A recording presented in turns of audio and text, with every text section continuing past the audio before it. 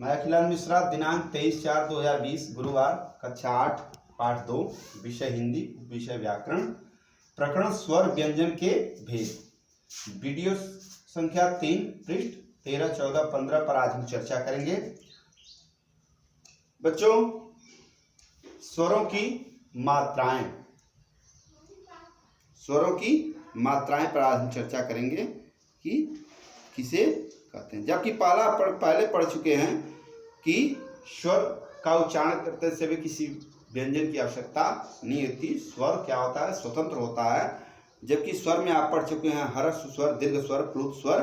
जैसा कि इसमें पहले हम बता चुके हैं कि एक मात्र भवेत ह्रस्व द्विमात्र दीर्घ उच्यते त्रिमात्र प्लुतो व्यंजन चार्ज मात्रकम, यानी हर्ष का उच्चारण करने में एक मात्रा कम समय की आवश्यकता होती है, जबकि दीर्घ स्वर का उच्चारण करते समय हमें ह्रस्व से यानी दुगुना समय लगता है, और वह प्लुत का उच्चारण करने में तिगुना समय लगता है। इसलिए यह 3 प्रकार के स्वर को बताए गए हैं।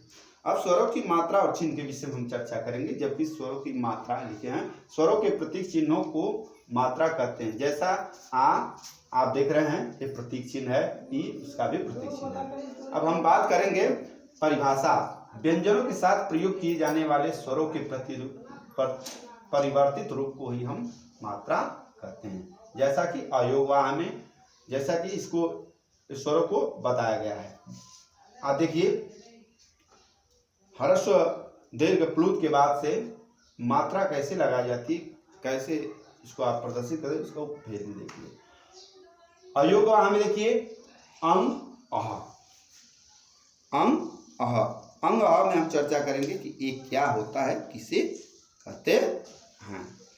उसके बाद हम चर्चा जैसे करेंगे, जैसे मान लीजिए हम कोई शब्द लिख रहे हैं, आप ध्यान दीजिएगा। जैसे अयोगवाह में सिर्फ 2 होते हैं, अंग और अह। अब हम बात करते हैं अयोगवाह में अंग हो गया और अह हो गया। उसके बाद दूसरा में हम चर्चा करेंगे इसका अनुस्वार का। अनुस्वार में का उच्चारण जब भी हम करते हैं तो उसके उच्चारण करते समय हम विशेष शब्दों पर ध्यान देते हैं। क्या कि अनुस्वार का उच्चारण स्वर के उपरांत किया जाता है तथा इसका उच्चारण करते समय नाक से जो ध्वनि का संचार होता है या लिखते समय स्वर तथा व्यंजन के ऊपर जो बिंदु लगे होते हैं उसे हम अनुस्वार कहते हैं। जैसे हमको लिखना है, जैसे लिखना है पंख, पंख, अंक, ये क्या है? अनुस्वार है, इसे अनुस्वार कहते हैं, अनुस्वार कहते हैं। अब हम बात करेंगे विसर्ग का। अब हम बात करेंगे विसर्ग किसे कहते हैं। विसर्ग पर आइए हम चर्चा करें। विसर्ग किसे कहते हैं? विसर्ग में जैसे विसर्ग का जब भी उच्चारण करते हैं तो उसका जो उच्चारण होता है वो ह को दर्शाता है। जैसे प्रातः, प्रातः, अब इसका उच्चारण कीजिए, देखिए प्रातः ह आ रहा है। स्वतः, स्वतः, ठीक। दुख,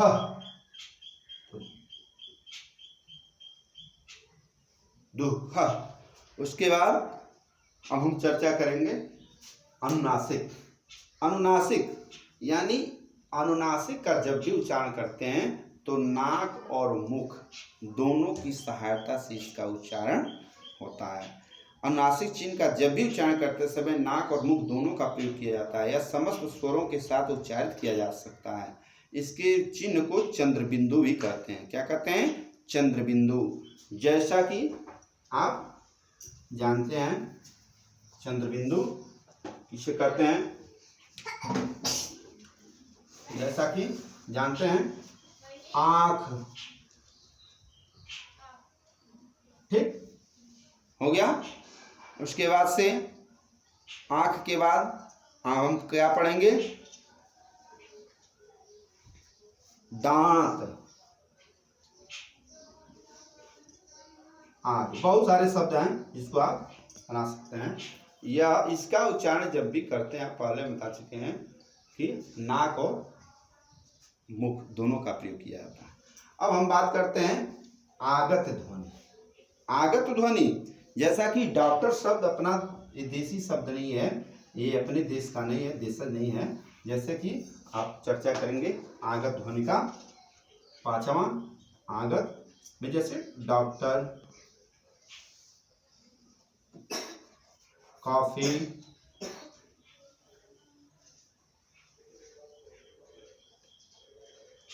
टॉफी, ये सब आगत ध्वनि में आते हैं। उसके बाद ये आपको बताया गया। अब हम पढ़ेंगे व्यंजन।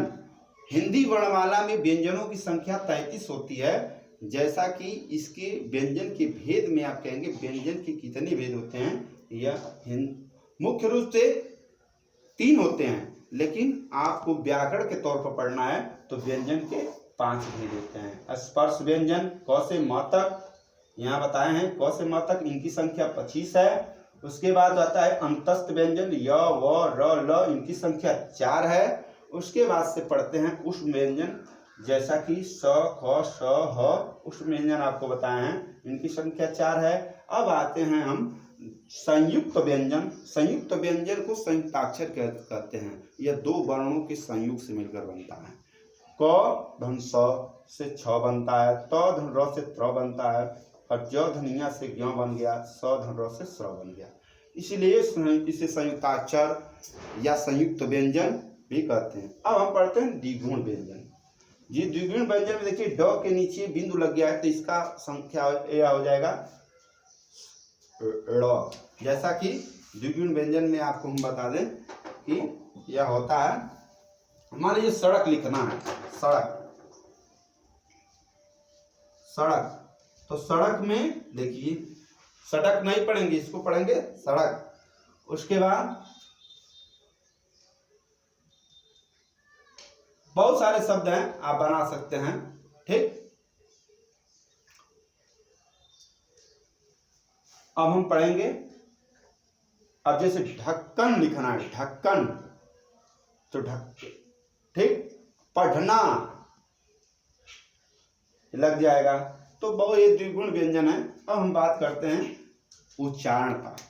अब उच्चारण जैसे क ख ग घ अंग, ये कंठ हो गया इसका। जैसे कहिए क, तो क से कंठ, क से कंठ। उसका च छ ज झ यहाँ तालव्य, ट ठ ड ढ अड़ मूर्धा, त थ द ध न दंत, प फ ब भ म ओष्ठ, य र ल व अंतस्थ, स ख स ह उष्ठ, ड ड़ और ढ, ये द्विगुण व्यंजन होता है। तो आज हम व्यंजन की सहायता से या पढ़े। एक होता है हलंत, ये भी ध्यान दीजिए। हलंत का प्रयोग सिर्फ आधा के लिए किया जाता है। हलंत, हलंत के विषय में थोड़ा सा देख लीजिए। हलंत का प्रयोग आधा के लिए, इसका चिन्ह यह होता है। जैसे मान लीजिए मंगलम, मंगलम, मंगलम ऐसे लगा सकते हैं, ठीक। उसके बाद हम बात करते हैं, हाँ, अब आज हमारा यह चैप्टर समाप्त हुआ। अब हम अगला चैप्टर कल पढ़ेंगे। होमवर्क में आपको हम देंगे एक्सरसाइज, जो किताब की फोटो को आपको हम सेंड करेंगे, उससे आप होमवर्क एक्सरसाइज कीजिएगा।